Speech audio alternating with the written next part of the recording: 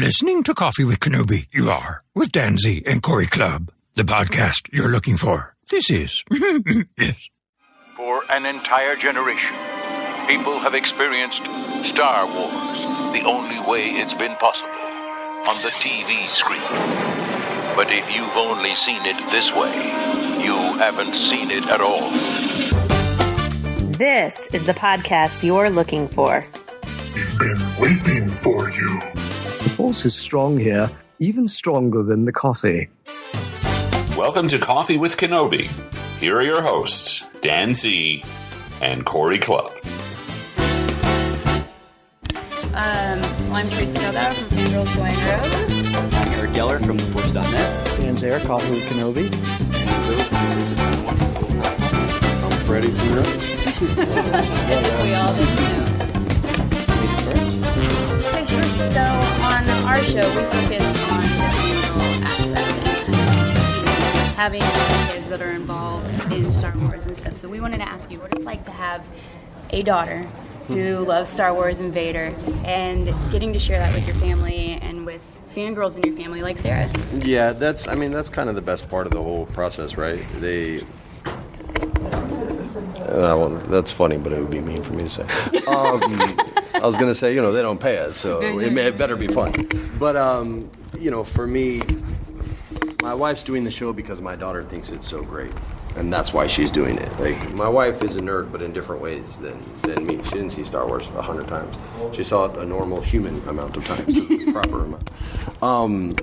But to see her daughter's face sort of explode in delight when she sees her daddy do amazing things or get genuinely scared and sometimes not want to watch when bad things are happening to daddy, that's what inspired her to come into our second season, and she gets to play a great character that people will love, and that I can't say too much or people will know what kind of character she is, but my daughter is going to flip out when she sees her. So in that aspect, Star Wars is for children, whether you're 40, 60, 20, or 2. It's made for that kid inside you.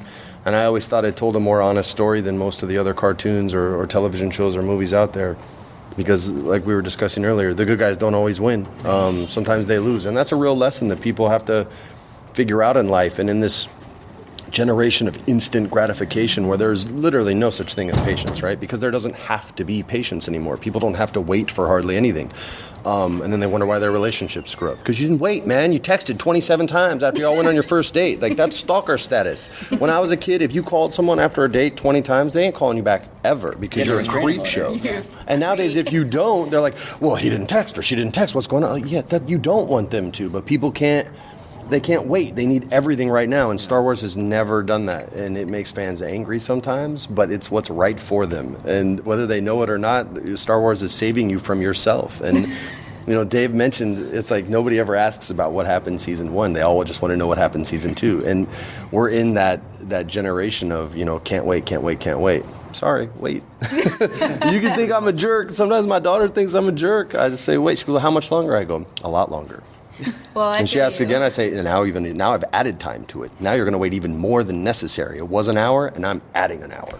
And it makes her nuts. She goes bananas, and her friends would never even fathom that concept because their parents wouldn't do it to them, you know what I mean? Because they're a part of the not waiting anymore either. So that's what I've always loved about Star Wars. Our show does it too. You don't know everything about our characters at the end of season 1. You know that they had a small victory in the grand scheme of things, and now they're in some trouble. And that's the long-winded version of the answer. Now, I've had to be short-winded this whole day, so you guys are getting the long-winded version.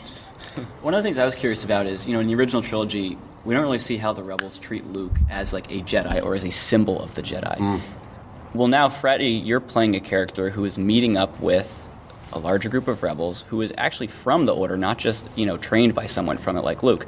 Can you say anything about how these new Rebels that you're meeting treat Kanan, given what he represents and where he was and what he's done?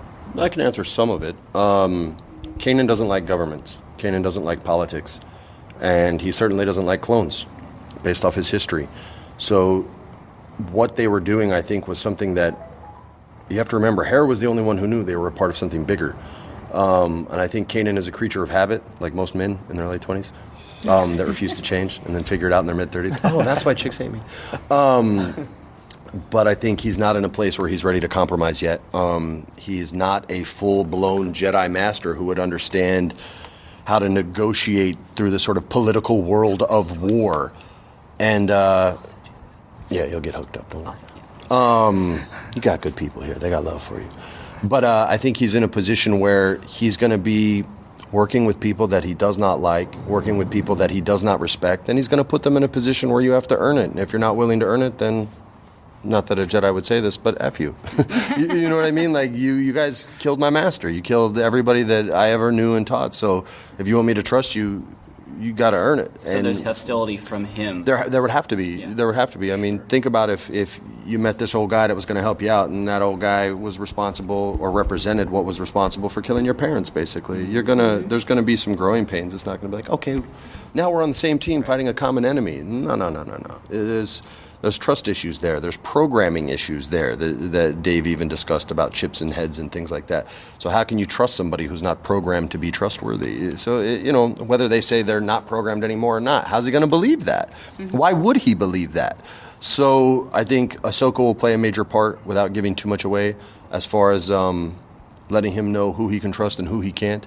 And he'll have a very special respect for Ahsoka as well. You'll see their partnership and their relationship grow quickly as far as what he thinks of her and how she feels about him.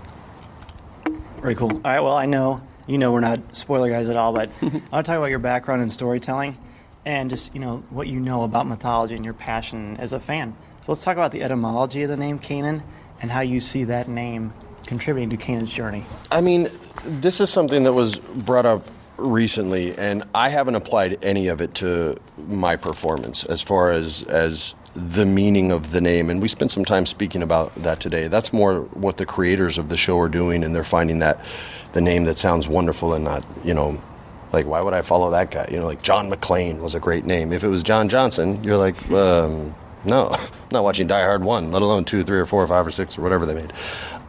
So that's more from the writer and the writers or creator of a show. For me, the name it doesn't have the importance that maybe fans want it to have for me, because he's a lot more than that. Like when we first talked about the character and I did research, the last thing that I would check is, I wonder why he changed his name, or I wonder, where this name came from. For me, it was all about Depa and that moment and how he deals with something that's horrible, something that victimized him, and then, because he's a kid still in a lot of ways, something that he feels shame about because he feels partially responsible. And I think you get a touch of that in the interrogation scene with Jason Isaacs.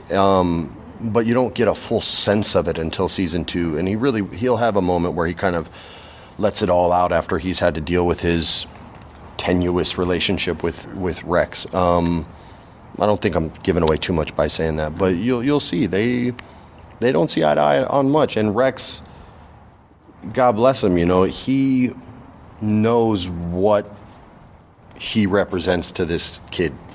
And I think you guys will see a very compassionate and open-hearted Rex, much more so than the stoic sort of centurion soldier type that he was from Clone Wars, with the awesome blue shoulder piece.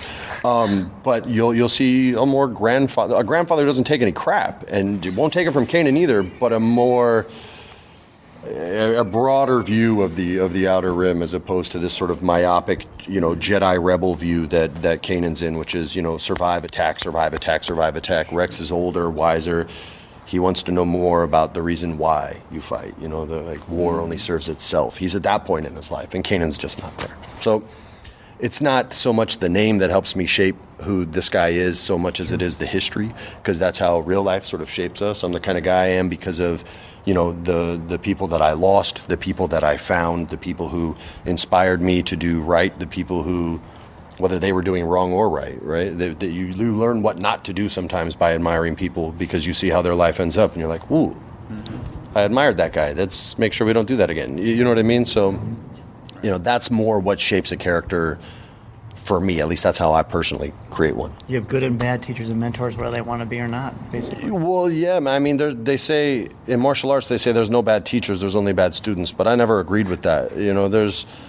There's the opposite is there's no bad students, but there's only bad teachers. I don't agree with that either. It takes an equal amount of effort from two people to make anything work when there's a partnership involved, whether that's Ezra and Kanan or Hera and Kanan, whether it's love, friendship, brothers, or teacher-student relationships. So, I learned from, my Uncle Jim a lot of stuff that sort of taught me how to be a man, and I saw him do a lot of stuff that I would never do ever. And that wasn't a lesson that he intended, but it's still a lesson learned, and you'll see a lot of that in Season 2, especially between Kanan and Rex. Their relationship, Season 2, I think, is a very dominant presence over the first half of our season anyway. And it's sort of what helps open that door into what makes Kanan tick, and a lot of into what makes Rex tick for people who aren't familiar with it enough yet. And for people who are familiar with him, they sort of get to see his perspective on the Clone Wars now as a senior citizen, basically, right? Mm-hmm. Yeah. And while they're getting, early bird dinners and stuff and trying to be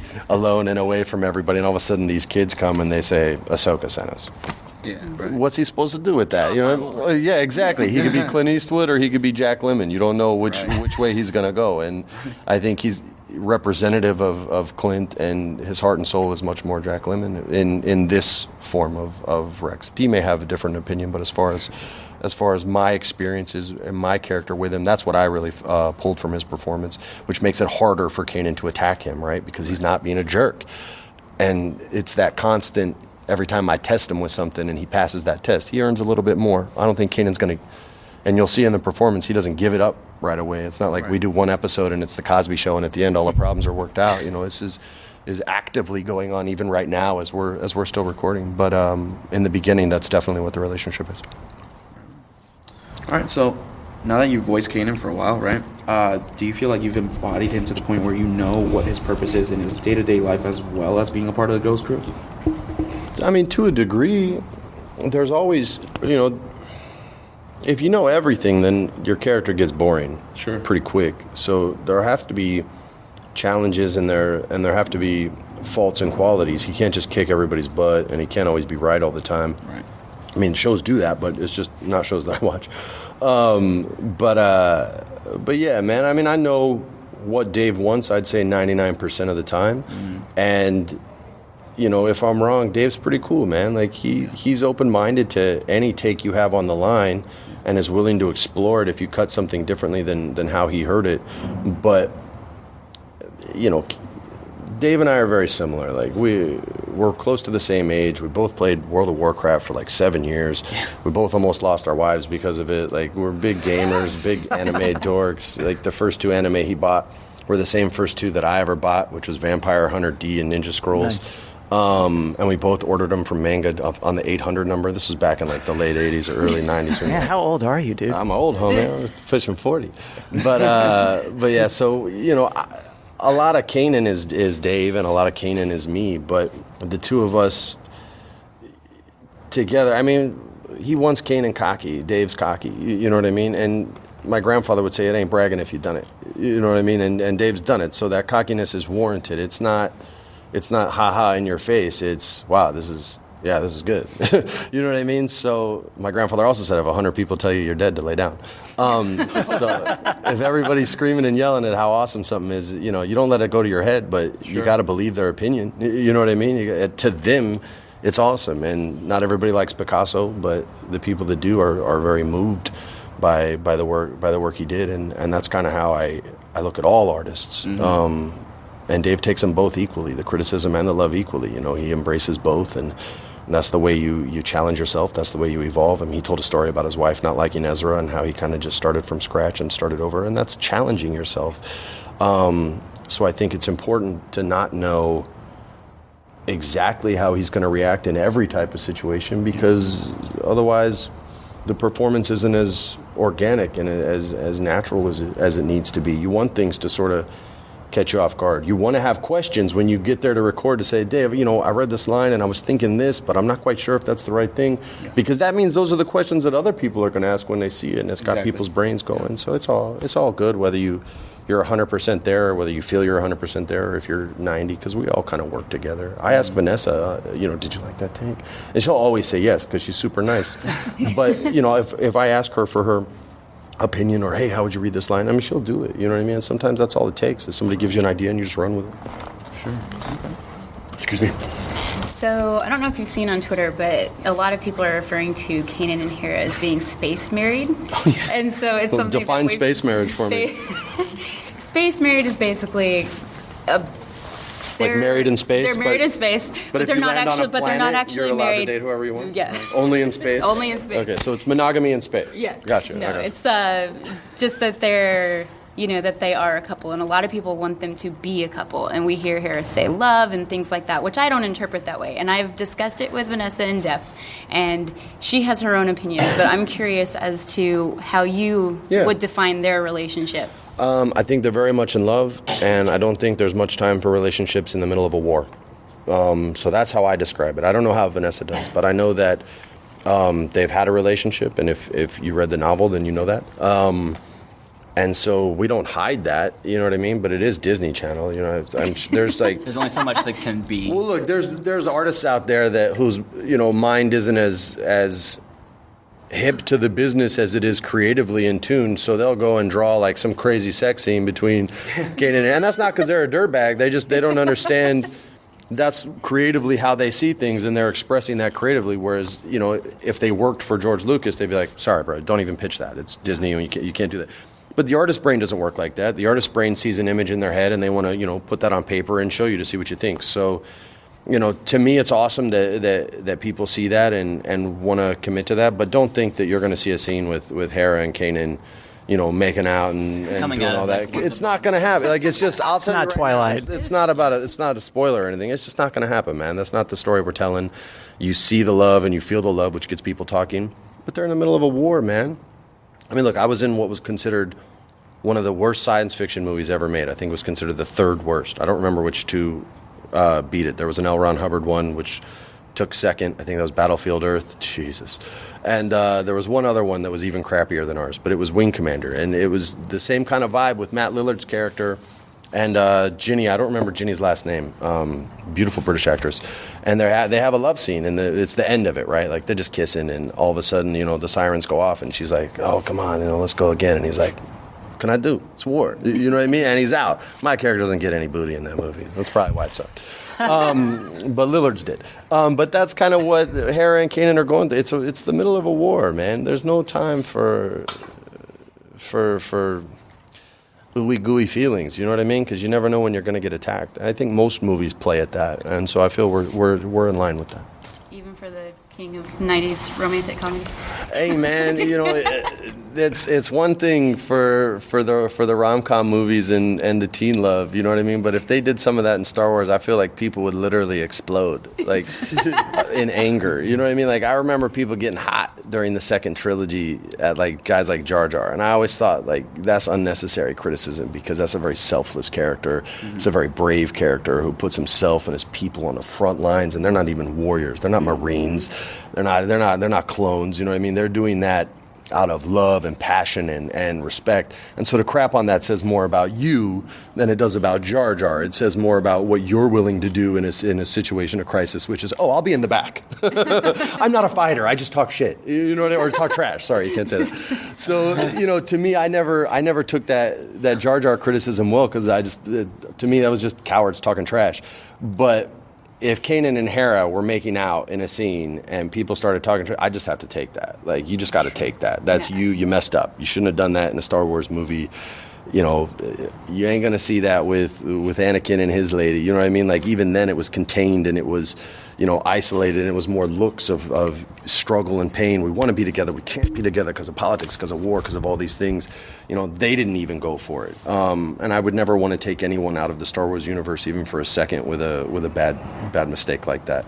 So who knows? I say that in the next episode we may have a full-on sex scene, of course. But has someone hopefully not art like that? You said people like to draw things. Well, I did Dragon Age. Is that a personal experience? No, I did Dragon Age, so I've seen plenty. Oh, okay. You've been on Google Image Search. I don't know what just happened. People just tweet me pictures they drew of the Iron Bull having sex with them, and he's this like 8 foot He's this 8-foot Kunari. Don't say ooh. It's an artist drawing. I didn't draw it. True. It's just they got inspired by something, so they put it on paper. People could say that about Soutine. They could say ooh, but those are pretty dope post-Renaissance artists. You know what I mean? Like Amadeo Modigliani was doing a lot of nudes of Beatrice Hastings back in the day, and people were buying his paintings for 4 francs and crapping on him. And when he died, and Picasso says, "You guys are idiots. This guy's awesome," they went for 350,000 francs. So art is something that's very specific to the person who's looking at it. I've seen a lot of the Ahsoka artwork over the years, and so it's easy for me to tell, people see a character that they fall in love with, and they want to express themselves with that character, so they make themselves a Jedi, and of course they'd be with Ahsoka. And I don't think that's creepy or weird in any way, shape, or form. I know every human being on this planet has had a fantasy of being with somebody that they thought was super cool. They just didn't have the skills to draw it. And that's life, you know what I mean? So people can crap on those guys if they want, but all of it's in perspective. I'm saying they're just a better artist than we are. That's all. They can draw and we can't. That's all they're saying when they do that. And so, you shouldn't get too creeped out about that stuff, Tracy, because it says a lot about you. Yeah, Tracy. But yeah, man. So I'm cool with all that stuff. I know what's right for the show, and to go too deep into that relationship wouldn't be right for the show. No, I agree, actually. Thank you so much for this opportunity, man. Yeah, Pleasure. For sure. I know we don't get much time here, but no, it's all good. Over the podcast, we always get more. Absolutely. Thanks a lot. Yeah, Chewie, get us out of here!